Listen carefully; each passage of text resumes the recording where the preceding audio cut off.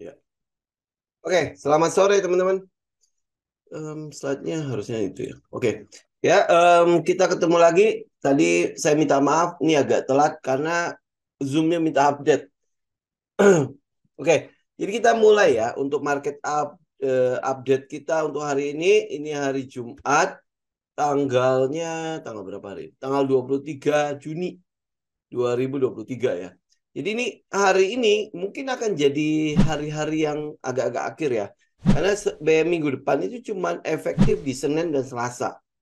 Ya karena itulah kan saya udah ingatkan kan kalau memang ada koreksi pada market terus saham-saham kita juga terkoreksi ya itu wajar aja gitu ya. Tetapi mungkin teman-teman juga bisa lihat. Ini juga sekalian ya buat teman-teman lihat ya. Kalau sebuah saham yang sudah ada penghuninya, ya ngerti ya, udah ada penghuninya ya. Jadi maksudnya udah ada market maker di dalamnya, institusi sudah di dalamnya, penurunan pada saham tersebut itu cukup terjaga. Jadi kalau dia udah naik ketinggian ya, dia koreksi ya agak wajar lah ya. Nah, koreksinya juga tidak sampai mematahkan tren itu. Ya, teman-teman bisa lihat ya. Jadi itu salah satu sebab kenapa kalau teman-teman kalau misalnya mau membeli sebuah saham, kenapa kita selalu ikut gajah? Agar fluktuasinya itu tidak terlalu liar sekali gitu loh. Nah, terus habis itu lu bisa ngelihat kan di dalam price cycle kita kan mengenal dengan empat tahapan di situ kan. Yang pertama ada namanya akumulasi ya, karena sebuah saham itu kalau dia mau naik itu pasti dia akan mengosongkan barang dulu. Jadi untuk menaikkan sebuah barang tentu sebagai seorang market maker, gua harus punya barang dulu ya. Maka dilakukanlah yang namanya akumulasi. Nah, akumulasi itu tolong dipahami ya. Itu tidak mungkin terjadi pada satu candle, apalagi cuma daily talk. Ya, tolong dipahami itu. Akumulasi itu pasti butuh waktu. Ya, dia butuh waktu untuk mengkonfirmasi data-data mereka. Karena yang saya bilang tadi, kalau urusan soal data, pengumpulan research segala macam, itu sifatnya subjektif sekali. Ya, subjektif karena itu bisa jadi berbeda antara apa yang saya kumpulkan, ya data-data yang saya kumpulkan dan saya melihat data itu dengan kacamata yang pasti berbeda dengan teman-teman lakukan. Itu bisa sangat subjektif kalau kalau kita bicara mengenai data, ya. Nah, karena itulah kita mau menjadikan dia objektif. Objektif itu maksudnya apa yang dilihat oleh gajah, apa yang dilihat oleh institusi, apa yang dilihat oleh si market maker di dalamnya itu sama. Ya, karena itulah makanya kan ada fase-fase dalam price cycle itu kan, diakumulasinya dia ada fase A sampai fase D. Nah, kita mau cocokkan itu, cocokkan dengan data-data kita yang ada. Oh, ini kalau di fase A, dia kan menghentikan tren sebelumnya kan? Itu fase A kan? Menghentikan tren sebelumnya. Itu udah terjadi belum? Nah, pada saat dia menghentikan tren sebelumnya, apa karakter di dalamnya? Berarti ada SOP untuk lu menentukan fase A-nya kan? Nah, kalau SOP-nya sudah tercapai, sudah terkonfirmasi, ya berarti kan lu tinggal lanjut ya. Ya, berarti sentimen sama analisa lu yang research-nya lu itu udah mulai pas nih. Nah, kalau udah mulai pas, nah kita mau lihat di fase B. Fase B itu adalah fase di mana akumulasi terjadi yang sesungguhnya terjadi akumulasi. Benar nggak setelah dia menghentikan tren, kemudian dia mengumpulkan barang nggak? Ya kan? Dia mengumpulkan barang nggak? Nah, di fase B inilah kita mau benar-benar awasi. Oh, ini kita mau lihat secara dekat. Gue mau belum beli tiketnya atau gue belum akan membeli tiketnya di fase B itu, ya. Nah, kemudian ini refresh ya, teman-teman yang mungkin nanti akan ikut kelas itu nanti kita belajar di sana ya. Nah, habis itu ada namanya fase C. Fase C itu apa? Test of supply. Dia mau memastikan kalau tidak ada lagi atau mungkin sudah tersisa barang yang cukup sedikit untuk apa di pasar sehingga udah saatnya dia bisa mulai menaikkan barang gitu. Jadi fase C itu akan menjadi test of supply yang terakhir. Nah, itu yang diincar itu adalah stop loss orang ya, sehingga yang disebut sebagai stop loss hunter, yang kita sering sebut sebagai spring atau shake out. Ya, itu di fase C. Nah, fase C ini akan ada shake out atau tidak, tergantung barangnya seberapa gede yang sudah berhasil dikumpulkan. Kalau barangnya udah cukup besar, ya mungkin aja di fase C itu tidak ada shake out. Dia akan langsung mulai masuk ke fase D, di mana di situ ada yang sering kita sebut sebagai minor uptrend. Uptrendnya sudah ada minor, nah lu udah mulai bisa lihat change of karakter di situ. Kemudian pada saat minor uptrend itu sudah terjadi yang namanya break of structure, break of structure, break of structure. Walaupun minor. Ya, nah break of structure atau pada saat dia swing low kita sering sebutnya sebagai LPS. Ya kan? Nah, itu pun ya kalau sinyal itu atau tanda-tanda itu lu masih belum lihat, setelah dia breakout atau dia udah bersiap untuk meninggalkan fase sideways-nya, fase akumulasinya, dia masih akan ada reakumulasi lagi. Ya, dia masih akan ada reakumulasi yang sering kita sebut sebagai SOS. Ya, lu bisa ngebayangkan ya. Itu fase akumulasi. Itu fase di mana dia melakukan pengumpulan barang. Jadi kalau lu bilang, oh itu bandar sedang melakukan pengumpulan barang dalam satu hari, itu nonsense. Ya itu saya yakin banget itu bukan bandar yang kita mau. Itu bukan market maker yang kita mau, yang cuma ngumpulin barang dalam satu hari kemudian dia naikin sahamnya. Ya, itu teman-teman perhatikan ya. Nah, kemudian ini saya juga mau mention juga buat teman-teman, kan kita memberikan stock pick yang lumayan banyak ya. Maksudnya ya lumayan lah ya. Itu bukan berarti semuanya harus dibeli. Ya, itu bukan berarti semuanya harus dibeli karena ada salah satu yang DM saya, ini gue beli ini nih. Ini gue beli ini nih. Jadi kalau satu sektor kita kasih 4 stock pick, 4-4-nya dia beli. Kenapa tahu nggak? Alasannya karena dia nggak tahu mana yang mau naik. Ya, itu sebenarnya bukan masalah mana yang mau naik, tetapi mana yang cocok dengan karakter kita sama mana yang cocok dengan modal kita. Ya kalau lu bilang oke, kemarin ada yang namanya FPNI atau mungkin OBMD ya, itu yang kita bilang nggak liquid. Ya menurut modal saya itu nggak liquid. Itu nggak liquid. Kenapa? Karena kalau modal teman-teman kegedean terus lu bikin position size sehingga ada diversifikasi ya. Diversifikasi portofolio ya. Karena kita nggak masuk ke dalam satu sektor semuanya.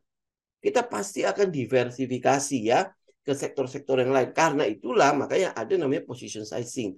Lu udah bagi nih setiap saham itu jumlah lotnya berapa dari awal. Ya. Itu yang makanya kenapa kita selalu bilang kan, ini loh, gua ajak lu ke terminal dulu. Setelah di terminal, lu pilih jurusan mana yang lu mau ikut. Oke? Jadi busnya itu kan bukan cuma satu jurusan toh. Ngerti ya? Busnya itu kan kita pilihin beberapa. Tetapi bukan berarti semuanya lu harus naikin. Ya, ingat ya. Ya, oke. Jadi bukan semuanya lu harus naikin. Jadi misalnya contoh, lu mau itu ada bus, misalnya kalau kita mau wisata ya, wisata ke Bandung kayaknya enak, wisata ke Semarang kayak enak, wisata ke Bali enak juga gitu kan. Nah, bukan berarti semua bus lu harus naikin, kan nggak bisa. Lu kan cuma satu. Ya kan? Nah, pilih mana yang lu pengen, mana yang sesuai dengan karakter lu, mana yang lu inginkan. Gitu. Jadi nggak semua bus lu perlu naik gitu. Ya, jadi lu beli tiket ya satu aja udah. Nah, jadi jurusan ini, oh ini liburan yang ini ya udah gue pergi cuma ke satu tempat itu aja. Kita fokus aja di situ. Ya, mestinya yang nggak liquid nggak usah dibahas. Sebenarnya bukan masalah nggak liquid itu nggak usah dibahas, Pak. Yang jadi masalah adalah buat saya itu nggak liquid. Tapi buat teman-teman mungkin itu liquid. Contoh misalnya kayak, bilang kayak PNI. PNI kan masih bisa beli sampai 500 sampai 1000 lot. 500 sampai 1000 lot itu mungkin ada kisaran sekitar 10 juta sampai 20 jutaan misalnya ya. Ya, nah buat sebagian orang yang mungkin apa namanya modalnya di bawah 50 juta itu bisa masuk. Itu kan? Nah, tapi kalau misalnya lu punya budget atau lu punya modal itu jauh lebih gede dari itu, ya lu position sizing ke situ pasti akan setengah mati ya. Paling lu akan dapat sekitar 10% dari modal lu gitu loh. Ya. Nah, cuman memang yang agak merepotkan itu adalah kita posting ya, kita posting ke medsos. Nah, sehingga di medsos itu kan jadi kayak apa ya, semua orang lihat kan. Nah, tadi saya baru cek ya, subscriber di YouTube itu ada 67.000 ya, udah mau sekitar 68.000. Makanya yang saya bilang kalau sampai 10.000 orang yang datang itu udah kacau, lumayan kacau berantakan gitu ya. Ya, itu pasti akan seenggak-enggaknya akan mengganggu proses akumulasi dari yang sedang dilakukan, ya. Oke, karena itulah ya nanti kita coba sortir agak ini ya untuk saham-saham yang agak gede aja yang kita bahas terbuka. Nah, habis itu yang agak-agak kecil itu kita bahas di Q&A. Biasanya Q&A kan saya potong kan. Ya, jadi biar apa di dalamnya itu nggak terlalu ini, nggak terlalu apa namanya, nggak nggak terlalu mengganggu dengan yang lot size yang kecil. Oh iya Pak, itu kan namanya bagian dari risk management. Itu pasti akan kita bahas. Karena buat saya sebagai seorang trader, kita harusnya memikirkan resikonya dulu dibandingkan dengan untungnya. Dan lu percaya gue deh, ya pada saat lu mikirin resikonya, untungnya ikut kok. Kenapa? Yang kita butuhkan adalah pada saat kita salah. Bagaimana kalau kita salah? Kalau kita udah bener mah udah lu nggak pusingin.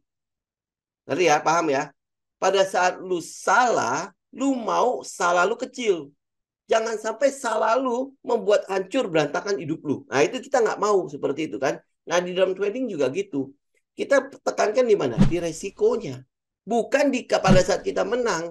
Kalau lu saat lu menang lu nggak usah pusingin. Bener nggak? Kalau lu untung lu ngapain lu pikirin? Ya lu tinggal biarkan aja keuntungannya bisa tambah besar ya. Udah oke, gue ikut gitu kan. Ya kan? Misalnya lu kok mau liburan nih.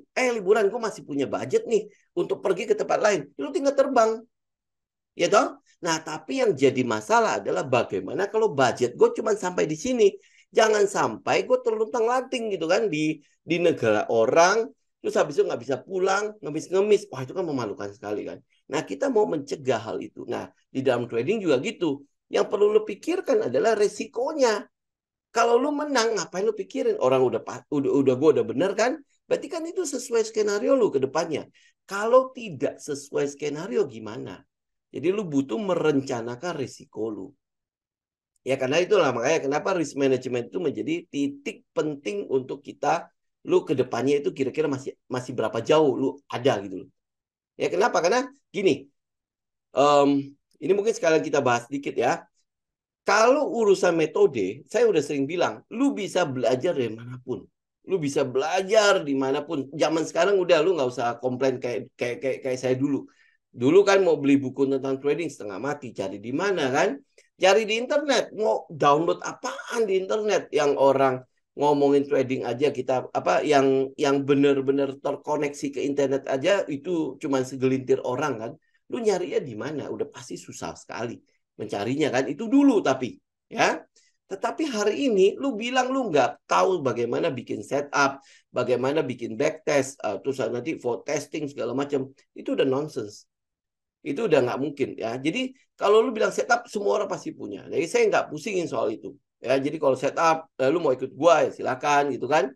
Tapi kalau lu nggak mau setup banyak sekali di pasar ya. Tetapi kenapa setup yang sama yang dipakai oleh trader yang sudah sukses kok tidak sukses di saya? Ah, pasti ada sesuatu kan yang mendasari kenapa dia bisa sukses, kok gua enggak? Gitu. Pernah nggak lu orang cari tahu tentang itu? Kan kita seringkali nggak mau kritis kan? Ya karena ya saya nggak nyalain. Kenapa? Karena waktu di sekolah kita memang diajarkan untuk tidak usah kritis. Ya ngapain lu tanya terus kan? Biasanya sering disekak sama gurunya kan begitu kan? Mungkin gurunya juga nggak tahu kalau gue tanya terus kan? Wah ini repot juga ini si murid ini kan? Seringkali cuma dicegat begitu aja kan? Nah tetapi lu udah gede, lu udah tahu lah ya. Nah kenapa dia bisa, kok gue nggak bisa? Nah lu harus cari dong kuncinya di mana sih dia? Apakah dia dengan menggunakan metode 100% untung? Enggak, ternyata. Nah, kalau dia nggak untung, dia nggak 100% untung, kok dia bisa tetap sukses? Ya, ternyata ada namanya rumus profit konsisten kan. Rumus profit konsisten itu apa? Pada saat lu ruginya kecil. Pada saat lu untung, lu kalau bisa dapat untung yang 2 kali lipat daripada kerugian yang lu alami. Ya, makanya kan kenapa di dalam rumus profit konsistennya kita kan 5 hal pasti akan terjadi dalam dalam dalam setiap kali lu trading kan. Pertama adalah lu mengalami yang namanya big loss. Saya yakin banget ini udah pasti akan dialami oleh semua trader lah. Big loss, kemudian ada namanya small loss, berarti kan kerugian-kerugian yang kecil ya. Kemudian ada namanya BEP, kemudian ada namanya kemenangan yang kecil, small win, kemudian ada big win, kemenangan yang besar. Ya, nah kalau lu lihat itu udah pasti akan terjadi dalam trading lu 5 hal itu. Lu tinggal membuang yang mana, tinggal lu amputasi yang mana. Lu sebenarnya tinggal mengamputasi sebuah yang namanya big loss. Kalau lu sudah tidak punya big loss yang mampir ke lu, ya big loss yang tidak mampir ke lu, ya berarti kan lu cuma sampai ke small loss, kerugian-kerugian yang kecil. Kerugian yang kecil ini sering saya sebut sebagai stop loss. Artinya rugi yang sudah kita rencanakan. Jadi tidak akan sampai membengkak gitu loh. Lu udah tersayat, lu udah tahu itu luka, langsung diobati. Gitu ya, lu udah tahu bahwa oh plan gue salah nih. Makanya dia kena stop loss. Lu harus langsung keluar. Karena market tidak setuju dengan kita kan.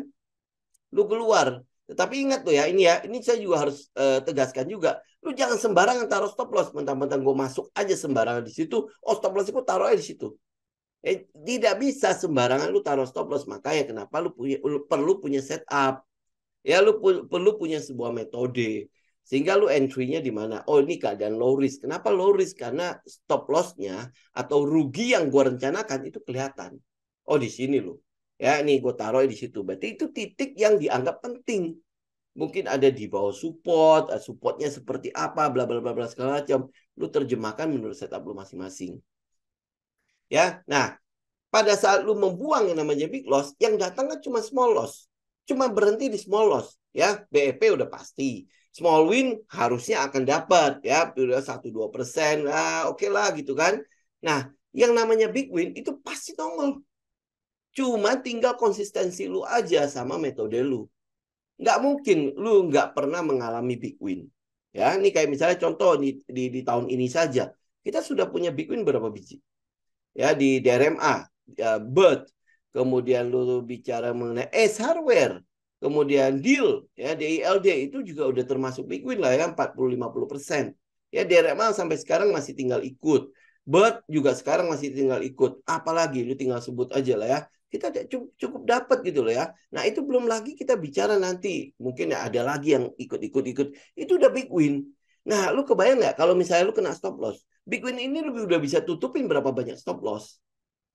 Ya udah bisa tutupin berapa banyak rugi-rugi kecil lu. Nah, yang penting adalah jangan sampai ada namanya big loss datang ke lu. Udah lu konsisten profitnya. Ya, yang jadi masalah orang adalah mereka malas untuk melakukan research. Mereka malas untuk melakukan analisa. Sehingga nggak ada trading plan pada saat mereka melakukan trading. Ya, lu nggak punya planning sama sekali. Nih, ya. Mungkin minggu depan saya yakin banget pasti banyak banget yang pergi liburan kan. Lu kalau liburan, apa sih yang selalu lu lakukan?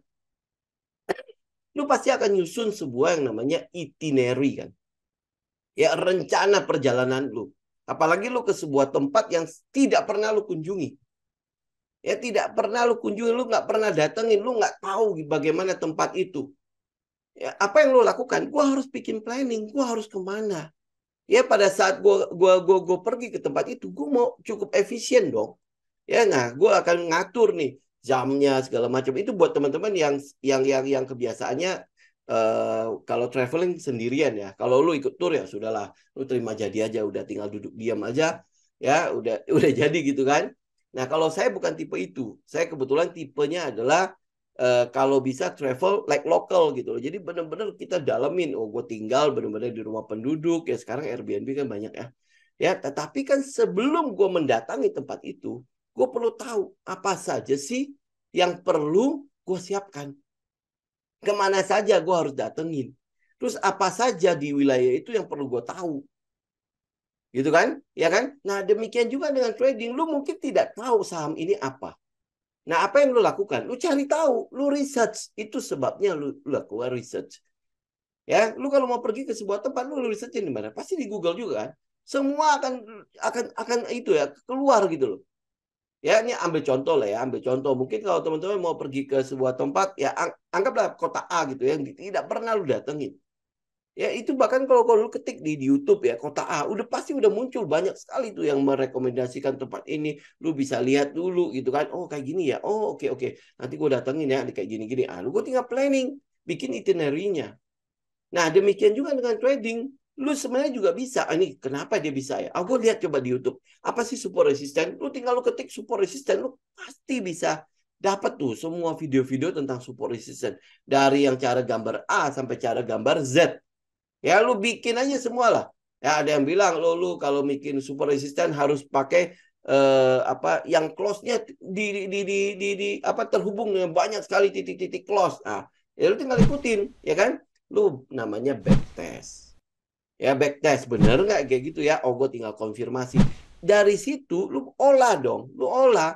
Kemudian lu dapat sebuah metode. Oh ini kayak ini gue coba pakai. Nah habis itu lu udah backtest, lu udah dapat winning rate-nya, lu masuk ke trading yang sebenarnya. Karena kalau cuma backtest doang nggak ada psikologinya. Lu nggak akan mengalami, waduh gimana nih, kok dia udah gue masuk udah sama, waktu backtest habis gue masuk dia langsung terbang. Ini kok turun dulu ya? Gitu ya, udah mau mendekati stop loss gue nih. Atau mungkin dia udah kena stop loss. Perasaan lu gimana? Lu bisa tekan nggak langsung, oh gue udah end, gue sell aja. Gue ended gitu kan. Karena itu psikologi. Makanya lu butuh setelah backtest, lu mesti punya forward testing. Nah pada saat lu forward testing, lu akan mulai mengalami nih. Ini gimana ya? Kok kayaknya rugi gue jauh lebih banyak ya? Nah seringkali orang akhirnya apa? Karena di awal-awal pas dia forward testing, itu ruginya beruntun gitu loh. Beruntun kayak lu kalau di apa kalau lu lihat ada gambar-gambar kartun tuh ya, lu kayak lagi gali tanah ya, di depan lu sebenarnya sudah ada berliannya, tetapi karena kok nggak nyampe-nyampe, lu udah keburu capek gitu kan, lu akhirnya berhenti. Ya lu akhirnya berhenti, padahal tinggal dikit lagi lu udah paham nih, oh ini loh cara menggunakan setup ini gitu ya. Tapi kadang lu udah psikologi lu udah nggak sanggup ya melihat bahwa gila ya, rugi lagi, rugi lagi, rugi lagi, kemudian rugi lagi. Lu bisa aja 6 kali rugi berturut-turut, yang ketujuh mungkin baru akan untung. Gitu ya, konsistensi lu kadang-kadang ya udah akhirnya bubar. Itu yang sering sekali terjadi pada trader-trader. Makanya kenapa akhirnya bubar. Banyak banyak yang mundur secara teratur. Terus habis itu ya akhirnya ngomong, wah lu jangan trading deh, nggak ada gunanya. Itu udah diatur sama bandar. Ya pokoknya kalau kemarin saya ada Pak Ivan ya, Pak Ivan yang share IG ya. Lu begitu lu ambil posisi, kayaknya bandar langsung telepon lu. Langsung telepon, Pak dia udah ngambil posisi, ayo kita turunkan. Ya, itu seakan-akan terjadi seperti itu, gitu ya. Jadi seakan-akan kayaknya apa bandar itu ngincar lu banget gitu. Ya, bandar itu ngincar lu banget gitu. Padahal lu kalau misalnya mau duduk diam gitu ya sebentar aja, lu ngeliat ulang semua catatan lu, jurnal lu akan mulai lihat kenapa dia kok seakan-akan mengincar gua. Ya karena lu ngambilnya udah di atas. Ya ambil contoh nih, contoh doang ya. Kayak waktu deal, diem aja di situ. Kita deal, kita bicara dari Maret atau Februari. Ya diem aja di situ. Kita udah bicara, itu ada satu video tentang ini loh cara bandar, contoh kasusnya deal, DILD. Oh waktu itu mana ada yang peduliin DILD. Ya cuman akhirnya waktu Pak Lokenho udah mulai itu ya, koar-koar segala macam. Orang mulai itu. Ya mulai datang. Kemudian deal itu sampai benar naik. Datang tuh semua orang. Datangnya kenapa? Oh pokoknya gue mau kejar di atas tuh. Mau kejar di atas. Begitu lu masuk, iya dikasih keuntungan. Oh iya bener lu dia naik 10%. Kemudian dia turun perut gitu. Mungkin 20%. Aduh gimana nih. Akhirnya keluar. Ya akhirnya ngomong, oh bener nih harusnya 1-2% gue keluar aja. Gitu kan? Ya. Nah cuman gara-gara apa? Dia nggak pernah mau evaluasi loh setup lu masuknya di atas. Contoh misalnya kayak S hardware. Ya S hardware. Waktu di 600-an udah breakout tuh ya. Saya udah bilang kalau secara teknikal ini udah kemahalan. Jadi lu lebih baik tunggu dia SOS, ya tunggu dia best, kemudian di ujung baru lu ikut lagi. Tapi ada nggak yang dengerin? Nggak ada. Kenapa? Karena dia terus naik. Ya sampai akhirnya menyentuh berapa ya? 700-an ya? 700-an. Nah itu aja masih dikejar orang. Ya itu aja masih dikejar orang. Kemudian dia turun beruntun-untun sampai ke 600. Ya, nah, kemudian lu nggak sabar lagi. Kemudian keluar. Salahnya siapa coba? Salah bandarnya? Enggak. Orang dia ngambil di bawah kok. Kita juga ngambil di 400-an. Ya kan? Si deal kita udah bicara itu di 90-an ya, apa 100 berapa gitu. Ya, itu coba teman-teman kebayang nggak? Kita udah bicara itu di bawah. Terus habis itu lu ngambilnya di atas. Terus habis itu lu menyalahkan semua orang kalau lu yang lain salah bukan lu.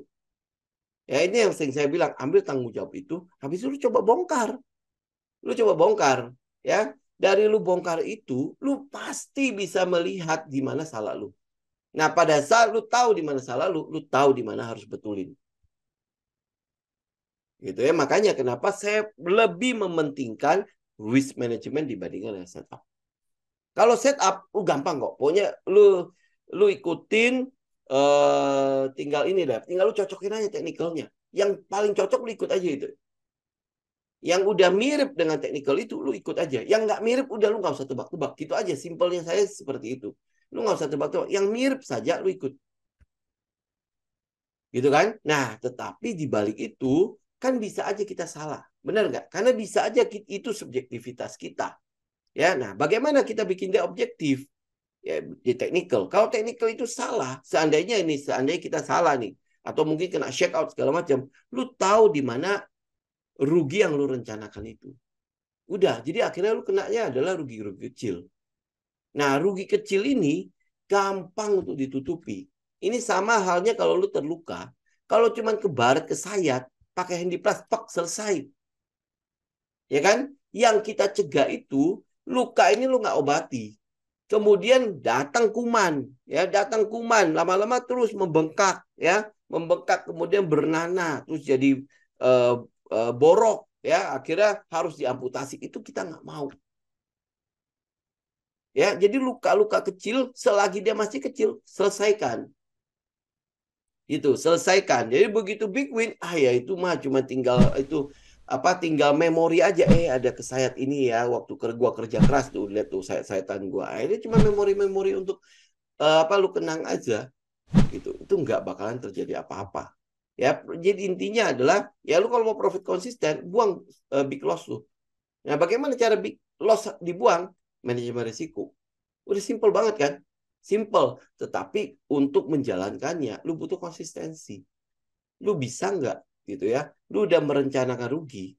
Nah, kalau dia udah kena rugi itu, lu keluar. Gitu. Itu kalau di forex, kita enak. Ya, kenapa? Karena udah ditaruh di situ. Udah taruh di situ. Oh, di sini stop loss-nya, nanti TP di situ. Ya, kalaupun nanti akhirnya kita tidur atau mungkin kita berkegiatan ya, segala macam. Ya, kalau udah kena stop loss, ya udah kena stop loss aja udah. Ya, karena itu udah kita rencanakan ruginya. Ya, udah kita analisa, oh ini udah pas, sudah. Ini yang akan gue jalankan. Jadi udah stick to the plan gitu. Ya, kalau lu bilang trade your plan, ya udah kalau di forex pas banget. Cuman jangan lu plototin. Karena kalau lu plototin, pasti ada tindakan yang lu ambil. Gitu aja. Pasti ada campur tangan lu yang akhirnya mengacaukan rencana lu. Gitu ya. Makanya kenapa tipe saya, dulu saya yang melihatin monitor 24 jam, jam 9 sampai jam 4 sore. Itu saya plototin monitornya. Tetapi menurut saya, ya hasil apa yang sudah saya alami, itu tidak baik. Itu tidak baik. Ya oke lu cuan, 1-2%, ya 5% lu cuan gitu ya. Tapi nanti akan datang apa? Penyakit. Ya karena lu duduk doang. Lu duduk doang gitu loh. Ya entah itu mungkin perut lu terus membesar, membuncit ya. Ya lu bisa lihat lah orang-orang setelah COVID termasuk saya. Ya perutnya gede. Kenapa ya? Kita nggak banyak kegiatan, orang keluar rumah aja kita agak takut kan. Baru-baru ini kita mulai kembali ya berkegiatan yang seperti normal kan. Tapi itu butuh kejar. Gila lu. Ini sorry saya sampai harus ngomong gitu. Saya udah hampir berapa? Udah hampir 7 bulan mencoba untuk mengecilkan perut saya untuk kembali semula. Itu setengah mati. Beneran ya. Kenapa ya? Kalau udah terbentuk gitu loh. Ya lu udah berapa ya? Udah 2 tahun lebih seperti itu. Nah, lu untuk membentuknya lagi, itu benar-benar luar biasa lah ya. Bukan berarti saya terus akan membentuk itu, enggak. Ya enggak, itu mau saya analogikan ke yang lu lakukan di trading gitu ya. Kalau lu scalping, ya lu mau nggak mau lu harus monitor kan. Ya. Nah, kalau lu monitor, otomatis apa? Lu duduk. Nah, lu harus imbangi dengan kegiatan yang lebih baik gitu di luar sana. Mungkin setelah closing, ya lu habis itu lu berkegiatan lah. Jangan habis itu kan setelah jam 4 ya, lu pergi cari makan. Itu udah biasa banget kan. Lu pergi cari makan itu akhirnya numpuk. Nah, yang nggak kuat itu adalah sakit yang datang. Itu kita nggak kuat banget ya. Nah, itu jadi jangan sampai lu udah cuan banyak akhirnya habis di rumah sakit. Ya, kita nggak mau seperti itu. Belum lagi yang kedua, lu habisin waktu buat ngeliatin sesuatu yang nggak ada apa-apa gitu loh. Liatin order book, liatin live trade, buat apa gitu loh. Itu benar, itu sangat-sangat apa ya, menghipnotis kita. Tahu-taunya sudah closing di 11.30. Ya, tahu-taunya sudah nanti closing lagi jam 4 sore. Ya, tetapi lu bayangin nggak?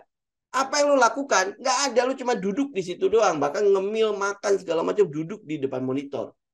Coba bayangkan, gitu ya. Lu punya tangan, lu punya kaki yang masih bagus, tapi lu habiskan cuma begitu. Ya, adik saya kemarin baru laser mata. Ya, saya nggak tahu lah ya. Dia ngelaser karena retinanya sobek. Nah, itu apa? Mungkin karena kecapean kali yang ngeliat monitor terus ya. Saya nggak tahu ya itu apakah berhubungan apa enggak. Cuman ini perlu menjadi perhatiannya kita juga. Lu jangan sampai lu cuan banyak-banyak akhirnya habis buat begituan. Gitu ya. Oke? Jadi ya talenta yang diberikan Tuhan itu sebenarnya jauh lebih besar untuk lu habiskan cuma ngeliatin monitor. Kalau iya gitu ya, Tuhan menciptakan lu buat ngeliatin monitor, pasti dia akan kasih mata yang bagus banget. Gak mungkin matanya minus. Gitu kayak saya gitu. Ya, oke. Saya pikir mungkin hari ini kita bicara mengenai psikologi itu aja ya. Gold kapan naik ya? Gold lagi turun, Mbak. Gold lagi turun. Lu kalau misalnya bicara gold ya. Ini sedikit aja ya. Kita kan udah tahu ya, The Fed itu udah ngotot akan menurunkan inflasi 2%. Akan menurunkan inflasi. Dia udah ngotot. Nah, kalau dia udah ngotot begitu, dia kan masih punya sisa limit untuk naikin suku bunga kan? Nah, jadi bulan depan kelihatannya akan naik suku bunga. Cuman ini yang makanya yang tadi baru kita bahas ya. Dia udah buang kentutnya dulu nih. Kalau dia akan ngotot 2% inflasi, ya. Jadi berarti akan ada peluang kenaikan suku bunga 25 basis poin lagi. Nah, masalahnya actionnya itu nanti bulan depan di tanggal berapa ya? 10-an ya. Tanggal 10-an apa tanggal 20. Actionnya bulan depan. Dia udah bikin itu pasar gonjang-ganjing dari sekarang. Ya. Nah, trennya gold untuk sekarang itu adalah down, adalah turun. Jadi kalau lu mau ya paling lu bisa short doang. Ya short. Kita nggak tahu dia akan sejauh apa. Tapi ini juga kita sedang pantau. Ya, nah ini hari Jumat aja sih. Nah, ini ya. Ini untuk daily-nya dia udah turun, udah ngebreak ini. Ya ini udah ngebreak, ini udah break, ini udah turun. Ya paling nanti dia akan cuma retest doang untuk beberapa hari ini. Ya kemudian untuk turun. Gitu loh. Ya kenapa? Ya karena itu tadi pasar akan mengantisipasi duluan untuk kenaikan suku bunga itu. Suku bunga naik ya otomatis akan ada outflow dari saham. Ya outflow dari pasar saham menuju ke pasar uang. Ya karena masuk ke obligasi kan. Ya akan masuk ke obligasi. Nah, ini juga sebenarnya dikhawatirkan oleh banyak orang. Sekarang aja dengan posisi suku bunga sekarang, itu sudah mulai menggonjang-ganjing perekonomian yang ada. Ya karena dolar terlalu kuat. Ya dolar terlalu kuat. Ini kita aja udah 15.000 untuk rupiahnya. Rupiah berbanding US dollar itu udah tembus lagi 15.000. Ya kan dolar terlalu kuat. Nah, kalau dolar terlalu kuat, ekonominya nggak jalan, likuiditasnya nggak ada, ya akan mengarah kepada resesi. Nah, kalau yang dibakar, sentimen di pasar itu membakar resesi, maka gold ada peluang untuk naik. Nah, makanya kan kalau teman-teman lihat technical, ini mungkin ada peluang untuk naik untuk retest. Ini technical ya. Setelah dia ngebreak, dia mungkin ada peluang untuk retest ke arah support yang berhasil di break. Sekarang jadi resistennya kan. Nah, habis itu nanti akan dibakar lagi. Oh, ini naik suku bunga. Jadi, peng. Oh, BRMS mungkin akan berbeda. Kenapa? Karena dia sedang mempresin untuk pembukaan pabrik-pabriknya, Pak. Ya, jadi kalau lu lihat BRMS, lihat ke itunya, lihat ke fundamentalnya. Ya, kenapa? Karena gold itu pasti akan tetap mahal. Bukan akan balik ke 200, nggak mungkin. Ya, balik ke 500.000. Balik ke 800 aja gue agak ragu nih. 800.000 per gram. Itu kayaknya agak ragu saya. Ya, jadi ya paling mungkin nanti dia akan bercokol di 900 sampai 1 jutaan. Ya, untuk gold. Ya, sekarang untuk BRMS kita udah bahas kemarin kan. Ya, nah ini kita tunggu LPS-nya. Ya, LPS-nya. LPS-nya kan di atas. Ini sekarang kalau lu agresif ya lu silakan masuk. Agresif. Tapi kalau enggak ya kita lebih baik tunggu dia nge-break trend line. Ya kalau lu udah masuk ya sudah hold aja. Gitu. Tapi ini ya tinggal sebenarnya kita cuma tinggal menunggu akhir-akhirnya doang. Lu tinggal cek deh pabrik kedua, pabrik ketiga sama pabrik keempatnya itu kapan ya bukanya. Gitu. Bisa boom apa enggak? Ya nggak tahu, Pak. Itu kan semua tergantung dari pasar. Ya kita cuma tinggal ikutin aja. Kalau skenario-nya pas, kita ikut. Gitu. Ini kan akan ada rangkaian LPS kan. Nah, benar nggak rangkaian LPS itu terjadi? Kalau iya, kita tinggal ikut terus, Pak. gitu. Kalau lu tanya gue boom apa enggak tahu. Taunya tambang emasnya kena bom, ya terus robo, kan bisa aja ya pasti akan harganya akan turun. Kita nggak tahu ke depannya. Cuma kalau untuk harga emas, ya makanya kan saya bilang kalau jatuh kembali ke 800.000 kayaknya agak-agak susah ya. Ya agak-agak meragukan untuk keadaan sekarang gitu. Agak repot lah emas turun sampai ke situ. Ya paling dia akan bertahan di 901 jutaan. Ya ke depannya pasti akan jauh lebih mahal. Kenapa ya? Karena emas itu adalah sesuatu yang tidak bisa diperbarui. Gitu kan kalau udah digali ya udah habis gitu loh, udah nggak ada lagi di situ. Gitu ya, apakah cadangannya akan terus bertambah? Ya nggak mungkin. Gitu ya. Makanya kenapa akan dihargai terus tambah mahal. Gitu ya. Oke, ya itu sekilas saya mengenai emas. Kalau memang mau beli bicara mengenai forex, kita ngomongin di Senin ya. Ya, jadi Selasa saya bisa libur. Ya, oke. Thank you semuanya. Kita ketemu lagi minggu depan. Kalau teman-teman yang liburan, happy holiday ya, happy weekend juga. Ini long weekend banget ya. Ya, oke. Thank you semuanya. Kita ketemu lagi di waktu yang mendatang. Saya belum tahu kapan. Ya, oke. Thank you semuanya. God bless. Saya Jim pamit ya. Thank you.